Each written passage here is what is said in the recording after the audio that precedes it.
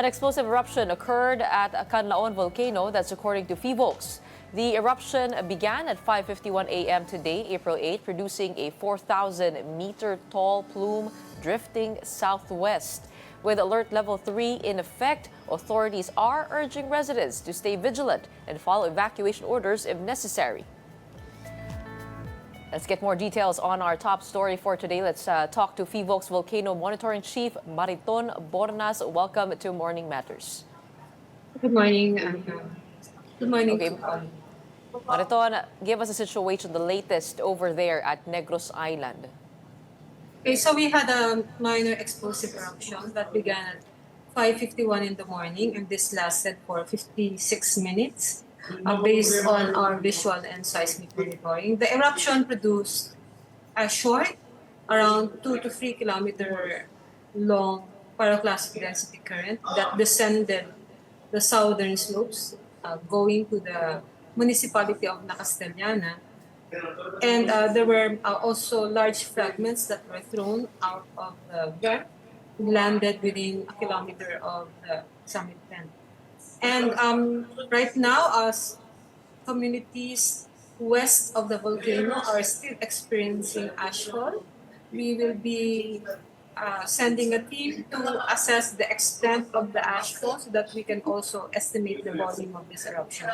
So the eruption ended at around 6:47 a.m. and we are still at alert level 3. This kind of minor explosive eruptions are to be expected at this alert level of the volcano. Okay, so this is considered still a minor eruption. What does alert level 3 mean exactly? So at alert level 3, we already have magmatic unrest, which means that the magma is close to the vent or even at the vent. We may have lava flow or lava dome formation at the summit of the volcano, and we can expect minor explosive eruptions. Pagdating naman po dun sa mga residente, no, nakapaligid po dyan sa Canlaon, how big or how far is the radius for evacuation supposed to be at this point? So since December 9, when we raised the alert level to 3, naka-evacuate na po ang 6-kilometer radius from the summit of the volcano. So this includes the 4-kilometer permanent danger zone, which should be right now clearly wala na po talaga dapat na tao. No? And then another additional 2 kilometers from the vent. No? So ang critical lang po dito, there is a window hour that is being implemented by the LGU for Canlaon. This begins at 8 o'clock in the morning. Thankfully, very early yung eruption, so we expect na wala pong tao talaga sa loob ng 6-kilometer radius. Ang nakwento po sa akin dito sa paligid ng Canlaon, dyan po yung bagsakan ng mga hayop. So wala naman po nakatira doon, kasi nga nakapag-evacuate na rin at mula pa nung nakaraang taon ay meron ng mga eruption. Tama po ba yung aking impormasyon? Okay, so Canlaon City is actually the parang a vegetable basket of Central Visayas. They produce most of the vegetable crops for the region. So marami po talagang mga plantations ng mga gulay dyan sa slopes po ng Kanlaon Volcano dito po sa southeastern sector ng Vulcan, within the jurisdiction, especially of Kanlaon City. And many of these vegetable farms are actually within the 4-kilometer radius. That's why medyo matindi rin pong mga issues ang kinakaharap po ng ating mga kababayan sa Canlaon City because there are so many people who have been displaced, but also yung kanilang source of income ng tao at ng ating po mga kababayan at ng LG, which is in vegetable farming, is very much affected by the eruption by the evacuation, but also by the volcanic gas and now the volcanic products that are also affecting their farms. So sa ngayon po ang pinaka kailangan bantayan itong pinsala na dinala sa agrikultura. Ah, pati na rin po yung mga individual na nananatiling evacuated from the 6 kilometer radius. Is that correct? So what we are expecting right now is that we may have further events. No? But sa ngayon sa explosion po kanina, ang pinaka-impact po niyan ay ashfall. So we expect a lot of ashfall towards the west southwest. This ash will fall over the jurisdictions of La Carlota City, La Castellana, and Bago City, possibly Murcia, and possibly Pontevedra, and the coastal towns of Negros Occidental. So meaning Negros Occidental po na mga jurisdictions ang maapektuhan ng so medyo kailangan po talagang yung may mga naka-evacuate na po ng mga barangay dyan sa taas po ng La Carlota City and Bago City. Meron pa rin po silang mga barangay sa baba that may be affected heavily by ashfall. Ang ating pong observatory mismo sa La Carlota City has experienced ashfall. So people should be wearing masks and other or wet cloth to guard themselves against the effects of ashfall, especially po yung ating mga vulnerable members ng population, yung may mga karamdaman po, respiratory diseases or cardiovascular diseases, the elderly, mga expecting mothers, children, especially infants na. So they are especially vulnerable to the negative impacts of ashfall po. Ito pong nangyari kaninang umaga ay maaari pong mauwi pa sa mga iba pa pong activity, kaya kailangan po ay lagi po tayong nakaantabay sa mga advisories po ng PHIVOLCS. Okay, after 7 years of relative inactivity, the Kanlaon Volcano erupted last year twice, June 3 and December 9. Ano po yung patterns na nakikita po natin dito sa bulkan? Meron po ba tayong napapansin doon sa kanyang pag-alboroto? Okay, so ang Kanlaon Volcano po, ang ating po talagang challenge ay wala po tayong instrumentally monitored or even well-described na magmatic eruption. Marami po itong mga minor phreatic or steam-driven eruptions in the past, pero hindi po yun talagang magmatic eruption. So, what we are seeing since nung nag-umpisa po yung mga minor activity noong 2015, which were just minor phreatic eruptions, nagkaroon po tayo ng major unrest noong 2017, nag-step up po tayo ng alert level 2. Pero after that, tumahimik po ang vulkan, even in terms of volcanic earthquake activity, tumahimik po yan for between 2018 and 2019. And then noong 2020 lang po ulit talaga nag-umpisa ang seismic unrest na nauwi po sa mga pagputok nito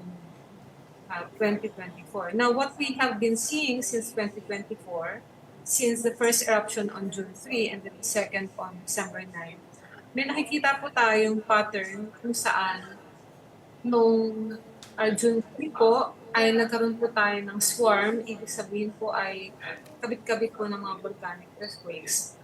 And then nagkaroon po tayo ng pamamaga sa upper slope ng vulkan, so nauwi po ito sa pagputok. Ito pong December 9, ang nakita po nating pattern ay nagkaroon po tayo ng pamamaga ulit ng upper slopes, inflation-deflation cycle, na maga po at nung bumabalik na po sa, bumababa na po yung pamamaga, doon po yung vulkan. At meron po pagbaba ng sulfur dioxide emission. Similar to what we experienced this morning, no? Medyo mababa po yung sulfur dioxide emission kahapon, nasa 1,600 plus tons per day na. Ang average po natin since June 3 ay nasa around 4,000 tons per day po. No? Since March po this year, medyo bumaba po yung average sulfur dioxide emission natin. Pero yun nga po, ang ating pong nakikita instead of this being an indication na bumababa ang activity ng vulkan, this just means na nabablock po yung mga natural passages ng gas out of the crater at ito po ay maaaring mauwi sa pressurization and pagputok po ng vulkan, katulad po na nangyari kanina. Alright, patuloy po natin babantayan ang sitwasyon ng Kanlaon Volcano sa Negros. In the meantime, maraming salamat po for explaining what's happening over there. To us, we have PHIVOLCS Volcano Monitoring Chief Mariton Bornas on Morning Matters today. Maraming salamat. At po, ingat po tayo. And now let's get the latest updates from Canlaon City Mayor Jose Chubasco Cardenas. Good morning to you, Mayor. Yes, good morning to you, ma'am, and good morning to all our viewers and listeners right now. Mayor, kamusta naman po yung mga residente?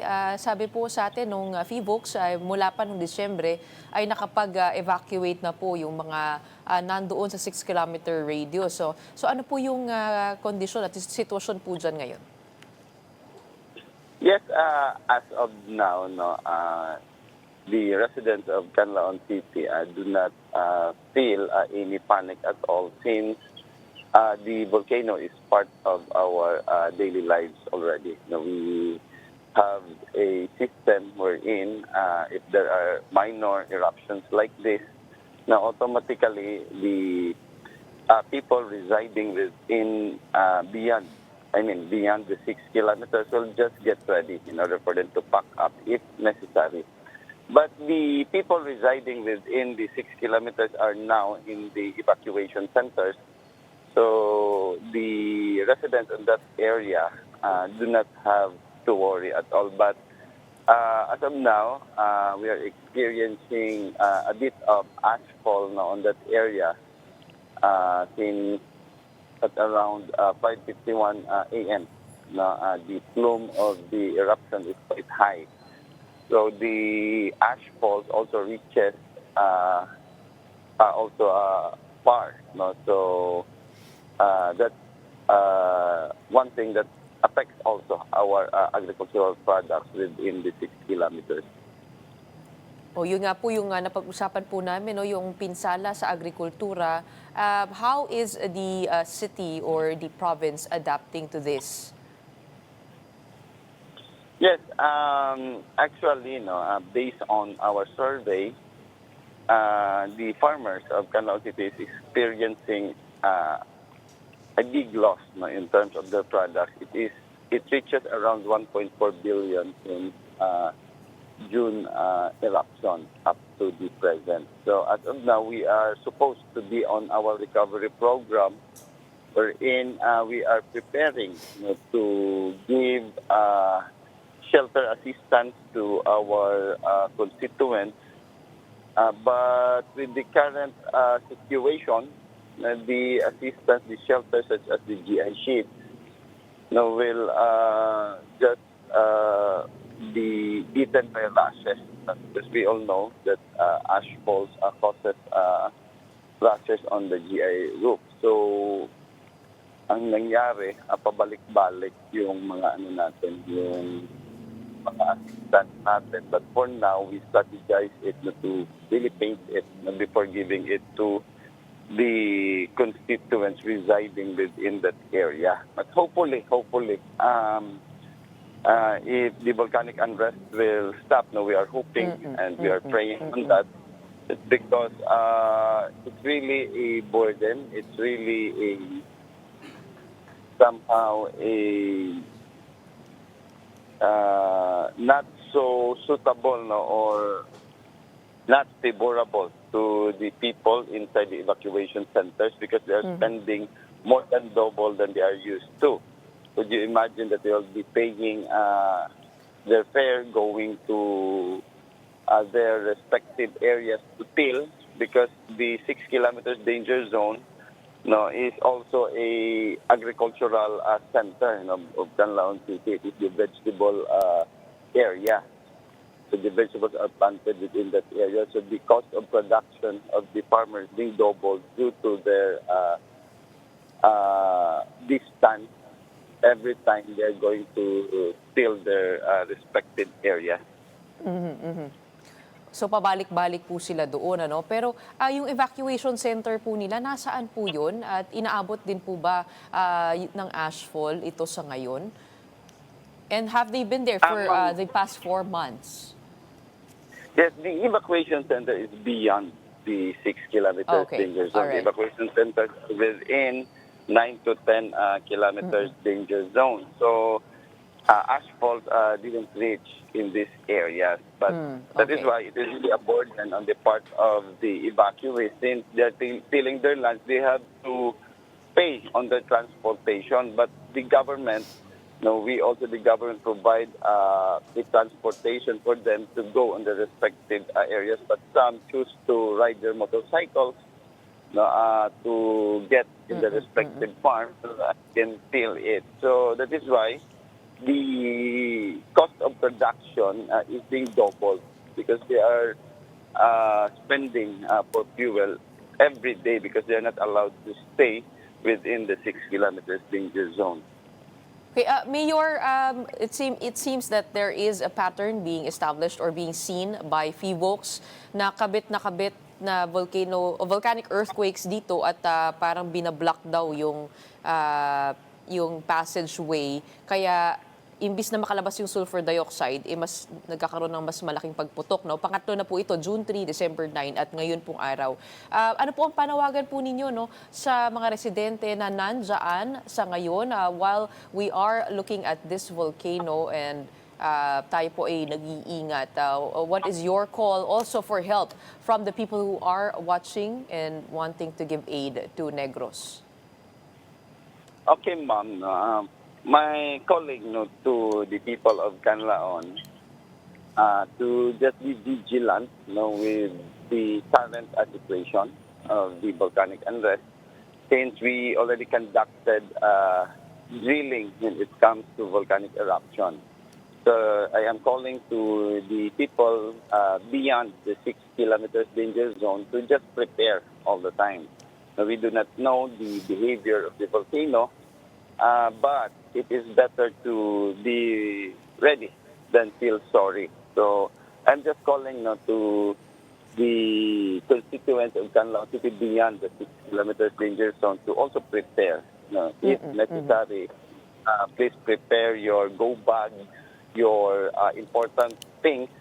Just put it on your go bag so that we can avoid loss of lives. And to the people also looking, the people of Canlaon who are planning to help us. As of now, we are having 850 families inside the evacuation centers. So that is the data. So anything that you can help people of Canlaon under my administration is very much willing to accept donation as well. But what we need right now is really prayers that the volcanic unrest will stop so that my people, our people, can go home or can go back in the respective house. Correct. Okay. 850 families in evacuation centers that are in need ng probably pantawid po, pati na rin yung face mask para dito sa Ashfall na nilalabanan. But in the meantime, maraming salamat po para sa inyong oras. Thank you so much, and we do pray that things will get better over there. We have Kanlaon City Mayor Jose Chubasco Cardenas joining us today.